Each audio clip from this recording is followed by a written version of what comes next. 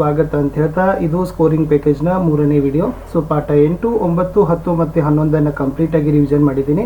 So last year PYQ questions ಇದೆ, ಪಾಠದ most expected ಕ್ವಶನ್ಸ್ಗಳನ್ನು ತಂದಿದ್ದೀನಿ. ಇಷ್ಟು ನೋಡಿದರೆ ಆ ಪಾಠಗಳಿಂದ ಬರ್ತಕ್ಕಂಥ ಪ್ರತಿಯೊಂದು ಪ್ರಶ್ನೆಗೆ ನೀವು ಉತ್ತರಗಳನ್ನು ಕೊಡ್ಬೋದು. ಸೊ ದಯಮಾಡಿ ವಿಡಿಯೋನ ಲೈಕ್, ನಿಮ್ಮ ಗೆಳೆಯರಿಗೆ ಶೇರ್, ಫಸ್ಟ್ ಟೈಮ್ ವಿಸಿಟ್ ಮಾಡಿದರೆ ಸಬ್ಸ್ಕ್ರೈಬ್ ಮಾಡೋದನ್ನು ಮಾತ್ರ ಮರೆಯದಿರಿ ಅಂತ ಹೇಳ್ತಾ ಸೊ ಫಸ್ಟ್ 8ನೇ ಪಾಠ ಇಂಟರ್ನೆಟ್ ಕ್ರಾಂತಿ ಪಾಠದ ಬಗ್ಗೆ ನೋಡೋಣ. सो ई गवर्नेंस से क्या लाभ है ಅಂತ ಕೇಳಿದ್ರೆ ई गवर्नेंस द्वारा प्रशासन पारदर्शी बनता है ಅಂತ ಬರಿ. ಇನ್ನು ई गवर्नेंस से प्रशासन पारदर्शी कैसे बनता है ಅಥವಾ ಈ ಪ್ರಶ್ನೆ ಹೀಗೂ ಕೇಳ್ತಾರೆ, ई गवर्नेंस क्या है ಅಂತಾನೂ ಕೂಡ ಕೇಳ್ತಾರೆ. सो ಏನು ಬರಿಬಹುದಪ್ಪ ಅಂತಂದ್ರೆ ई गवर्नेंस द्वारा सरकार के सभी कामकाज का विवरण, अभिलेख, सरकारी आदेश आदि को यथावत लोगों को सूचित करना ही ई गवर्नेंस कहलाता है. इನ್ನು पारदर्शी प्रशासन कैसे संभव है ಅಂತ ಕೇಳಿದ್ರೆ पारदर्शी प्रशासन इंटरनेट या ई गवर्नेंस से संभव है. इंटरनेट का मतलब क्या है अथवा इंटरनेट द अर्थ ಅಂತ ಪ್ರಶ್ನೆ ಬಂದಾಗ इंटरनेट एक तरह से विश्वव्यापी कंप्यूटरों का अंतर्जाल है ಅಂತ बरदरे 1 मार्क ನಿಮಗೆ ಕೊಡ್ತಾರೆ. इंटरनेट बैंकिंग से क्या लाभ है, दुनिया में किसी भी जगह चाहे जितनी भी रकम को भेजी जा सकती है ಅಂತಕ್ಕಂತ बरदरे 1 अंक ಕೊಡ್ತಾರೆ. ಮುಂದಿನ ಪ್ರಶ್ನೆ इंटरनेट क्रांति का असर किस पर पड़ा है, बड़े बूढ़ों से लेकर छोटे बच्चों तक इंटरनेट क्रांति का असर पड़ा है. इನ್ನು ಅನುರೂಪದಲ್ಲಿ ಕೇಳಿದ್ರು ವರ್ಚುವಲ್ ಮೀಟಿಂಗ್ ರೂಮ್ ವಿಚಾರ ವಿನಿಮಯ, ಈ ಗವರ್ನೆನ್ಸ್ ಪಾರದರ್ಶಿ ಪ್ರಶಾಸನ, ಅಂತರ್ಜಾಲ ಇಂಟರ್ನೆಟ್, ಕಾಲ್ಪನಿಕ ಸಭಾಗಾರ virtual meeting room, virtual meeting room काल्पनिक सभागार इंटरनेट अंतर्जाल, HMT Hindustan machine tools IT information technology, hiking एक अभिशाप है, इंटरनेट एक वरदान है. ई गवर्नेंस प्रशासन का यथावत विवरण, वीडियो कॉन्फ्रेंस लोगों के साथ विचार विनिमय, गिलू रेखाचित्र इंटरनेट क्रांति निबंध, हाइकिंग अभिशाप ई गवर्नेंस वरदान. सो इंटरनेट बैंकिंग अभिशाप इंटरनेट, हाइकिंग अभिशाप इंटरनेट बैंकिंग वरदान ಅಂತ ಬರೆದ್ರೆ ಸಾಕು. 2 मार्क्स क्वेश्चन ಅಲ್ಲಿ ಕೇಳಿದ್ರು इंटरनेट ने मानव जीवन को सुखमय बनाया है कैसे स्पष्ट कीजिए अथवा व्यापार और बैंकिंग में इंटरनेट से क्या मदद मिलती है ಅಂತ ಪ್ರಶ್ನೆ ಬಂದ್ರೆ घर बैठे बैठे खरीदारी कर सकते हैं. इंटरनेट बैंकिंग द्वारा दुनिया में किसी भी जगह चाहे जितनी भी रकम को भेजी जा सकती है. इನ್ನು सोशल नेटवर्किंग के ಅಂತ ಬಂದಾಗ 2 ಮಾರ್ಕ್ಸ್ಗೆ ಕೇಳಿದಾಗ ಕೇವಲ सोशल नेटवर्किंग ಬಗ್ಗೆ ಸೊ ಏನು ಬರಿಬೇಕಂದ್ರೆ देश विदेशों के लोगों की रहन सहन, वेशभूषा, खान पान, संस्कृति, कला आदि का अनुकरण कर सकते हैं ಅಂತಕ್ಕಂಥದ್ದು ಕೇವಲ 2 ಮಾರ್ಕ್ಸ್ ಇದ್ದಾಗ ಬರೀರಿ. ಇನ್ನು ಈ ಗವರ್ನೆನ್ಸ್ ಬಗ್ಗೆ ಡೆಫಿನೇಷನ್ ಕೇಳ್ತಾರೆ, ಈ गवर्नेंस का परिचय ಅಥವಾ ಈ गवर्नेंस ನ ಅರ್ಥ ಕೇಳಿದಾಗ ई गवर्नेंस द्वारा सरकार के सभी कामकाज का विवरण, अभिलेख, सरकारी आदेश आदि को यथावत लोगों को सूचित करना ही ई गवर्नेंस कहलाता है. इನ್ನು 3 मार्क्स क्वेश्चंस ಕೇಳಿದ್ರೆ वीडियो कॉन्फ्रेंस ಬಗ್ಗೆ ಕೇಳ್ತಾರೆ. सो इम्पोर्टेंट अदा वीडियो कॉन्फ्रेंस में इंटरनेट के द्वारा एक जगह बैठकर दुनिया के कई देशों के प्रतिनिधियों के साथ 8-10 दूरदर्शन के पर्दे पर चर्चा कर सकते हैं. एक ही कमरे में बैठकर विभिन्न देशों में रहने वाले लोगों के साथ विचार विनिमय कर सकते हैं ಅಂತ ಬರೆದ್ರೆ ಸಾಕು. ಇನ್ನು सोशल नेटवर्किंग ಬಗ್ಗೆ ಬಹಳ ಸಾರಿ ಕೇಳ್ತಾರೆ ಲಾಂಗ್ ಕ್ವೆಶ್ಚನ್ ಅಲ್ಲಿ. ಅದು सोशल नेटवर्किंग का परिचय दीजिए ಅಥವಾ सोशल नेटवर्किंग एक क्रांतिकारी खोजे कैसे ಅಂತ ಕೇಳಿದಾಗ सोशल नेटवर्किंग ने दुनिया भर के लोगों को एक जगह पर लाकर खड़ा कर दिया है. इसके कई साइट्स होते हैं, फेसबुक, आर्कूट, ट्विटर आदि. इनके द्वारा देश विदेश के लोगों की रहन सहन, वेशभूषा, खान पान के अलावा संस्कृति, कला आदि विषयों का ज्ञान होता है ಅನ್ನೋದನ್ನು ಬರೆದ್ರೆ ಸಾಕು. ಇನ್ನು व्यापार और बैंकिंग में इंटरनेट का क्या मदद है ಅಂತ ಕೇಳಿದ್ರೆ इंटरनेट द्वारा घर बैठे बैठे खरीदारी कर सकते हैं, कोई भी बिल भर सकते हैं. इंटरनेट बैंकिंग द्वारा दुनिया के किसी भी जगह चाहे जितनी भी रकम को भेजी जा सकती है. इನ್ನು इंटरनेट ನ ಯೋಗದಾನಗಳನ್ನು ಕೇಳಿದ್ರೆ महत्वಗಳನ್ನು ಕೇಳಿದ್ರೆ इंटरनेट सचमुच एक वरदान है. इससे जीवन के हर क्षेत्र में अपना कमाल दिखाया है. चिकित्सा, कृषि, अंतरिक्ष यान, विज्ञान, शिक्षा के क्षेत्र में इंटरनेट लाभ है. यहाँ तक नहीं देश विदेश के रक्षा दलों की कार्यवाही में भी इंटरनेट बहुत बड़ा योगदान है ಅಂತ ಬರೆದ್ರೆ ಸಾಕು. ಇನ್ನು ಇಂಟರ್ನೆಟ್ನ 4 ಮಾರ್ಕ್ಸ್ ಕೇಳ್ತಾರೆ, ಇಂಟರ್ನೆಟ್ ಸಚ್ಮುಚ್ ಏಕ್ ವರದಾನ್ है. ಸೊ ಅವಾಗ ಕೇಳಿದಾಗ ಇಂಟರ್ನೆಟ್ನ ಲಾಭಗಳನ್ನು ಕೇಳಿದಾಗ ಇಷ್ಟು ಪಾಯಿಂಟ್ಸ್ಗಳನ್ನು ಬರಿಬೋದು. इंटरनेट ने संचार व सूचना के क्षेत्र में कमाल कर दिया है. कोई भी चित्र, वीडियो, समाचार विषय कम समय में कम खर्च में किसी को भी भेज सकते हैं. ई बैंकिंग द्वारा पैसों का लेन देन कर सकते हैं. वीडियो कॉन्फ्रेंस द्वारा अन्य लोगों के साथ सचित्र चर्चा कर सकते हैं.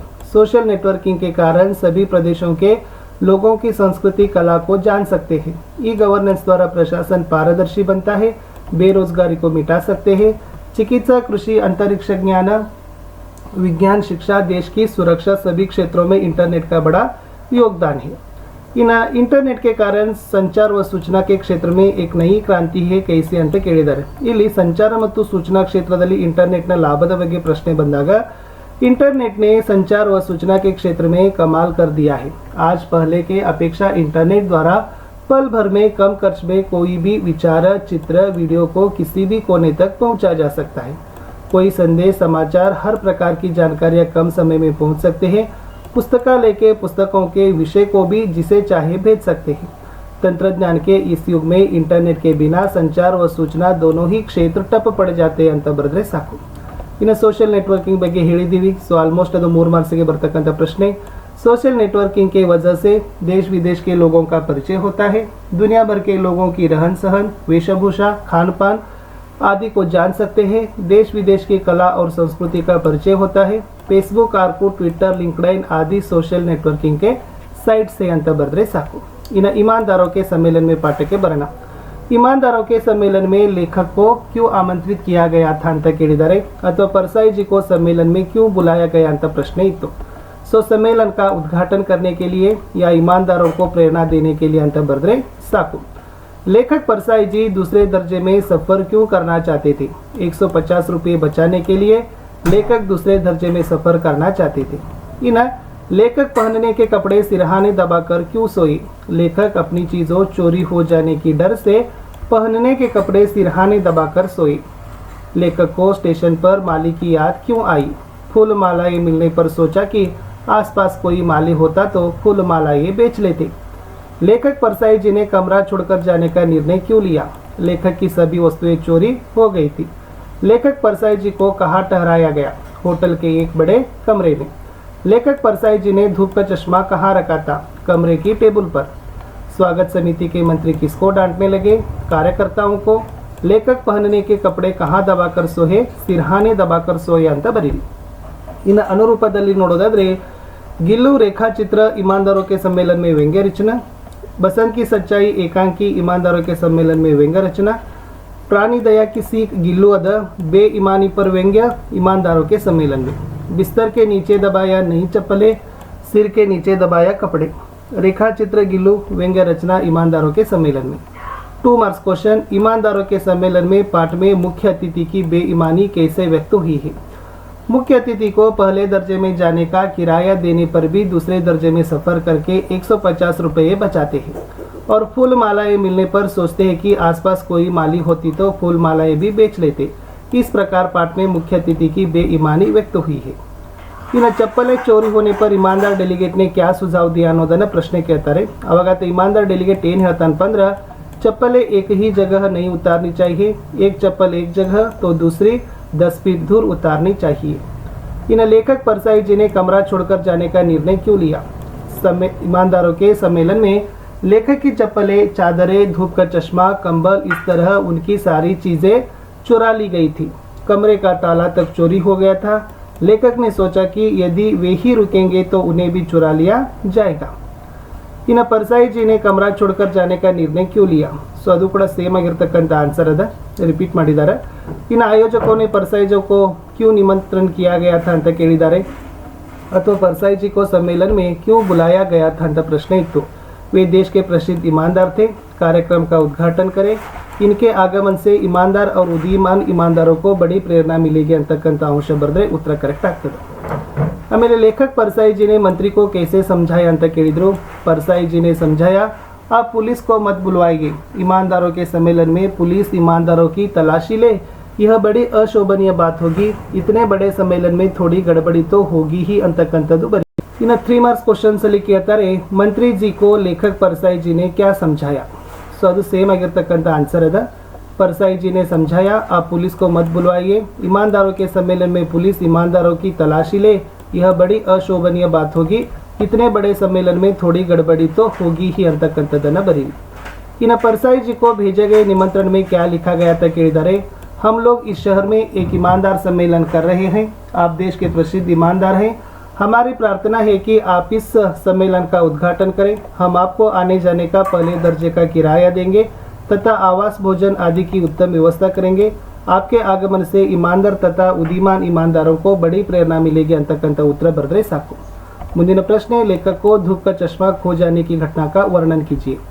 दूसरे दिन लेखक बैठक में जाने के लिए धूप का चश्मा खोजने लगे तो वह नहीं मिला। लेखक ने एक दो लोगों से कहा तो बात फैल गई। लेखक बिना धूप का चश्मा लगाए बैठक में पहुंचे। बैठक में 15 मिनट चाय की छुट्टी हुई। एक सज्जन लेखक के पास आकर सहानुभूति प्रकट करने लगे। लेखक ने देखा कि ಸಜ್ಜನ್ ने जो चश्मा पहना था वह उन्हीं का था ಅಂತಕ್ಕದ್ದನ್ನ ಬರಿಬೇಕು। सो ಇಷ್ಟು ಏನಾಗಬೇಕಪ್ಪ ಅಂತಂದ್ರೆ ಉತ್ತರವನ್ನು ಬರೆದ್ರೆ ಸಾಕು। ಇನ್ನು लेखक ने कमरा छोड़कर जाने का निर्णय क्यों लिया? ईमानदारों के सम्मेलन में लेखक की चप्पलें, चादर, धूप का चश्मा, कंबल, इस तरह उनकी सारी चीजें चुरा ली गई थी। कमरे का ताला तक चोरी हो गया। लेखक ने सोचा कि यदि वे ही रुकेंगे तो उन्हें भी चुरा लिया जाएगा। इन दुनिया में पहला मकान पाठक के होगा ना। सब जानवरों की बातें सुनकर दोस्तों ने क्या किया? सब जानवरों की बात सुनकर दोस्तों ने एक मकान बनाए। ಆಮೇಲೆ दोनों दोस्त जंगल की ओर क्यों चल पड़े ಅಂತ ಕೇಳಿದ್ದಾರೆ। सो ಈ ಉತ್ತರ ಏನಪ್ಪ ಅಂದ್ರೆ मकान बनाने के बारे में पशुओं से पूछताछ करने के लिए ಅನ್ನೋದನ್ನ ಬರಿಬೇಕು। ಇನ್ನು किन्नू लालिम और किंचा लालीदाम ने क्या तय किया ಅಂತ ಕೇಳಿದ್ರು। सो किन्नू लालिम और किंचा लालीदाम ने मकान बनाने का तय किया। सिंगापो आदिवासी कहाँ रहते थे? पूर्वोत्तर भारत में रहते थे। दोस्तों की मुलाकात सबसे पहले किससे हुई? दोस्तों की मुलाकात सबसे पहले हाथी से हुई।